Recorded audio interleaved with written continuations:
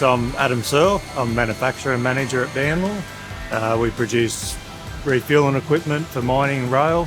As an Australian manufacturer, it's important to have skilled and engaged, productive staff. Banlaw in total employ over 100 staff between engineering and manufacturing, electrical assembly, mechanical assembly, and of course a machine shop. For years we've employed apprentices through the business. It's become more and more difficult.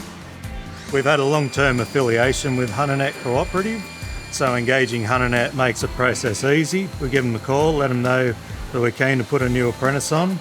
They do the advertising, the screening, and then the best applicants are put forward. Banlaw currently have 2 electrical apprentices employed through HunterNet, and we're now in the process of recruiting 2 CNC machinist apprentices. Employing apprentices is a great way to future-proof the business. Not only gives us the opportunity to pass on the current knowledge from our staff, but can also bring in new perspective and innovative ideas to the organisation.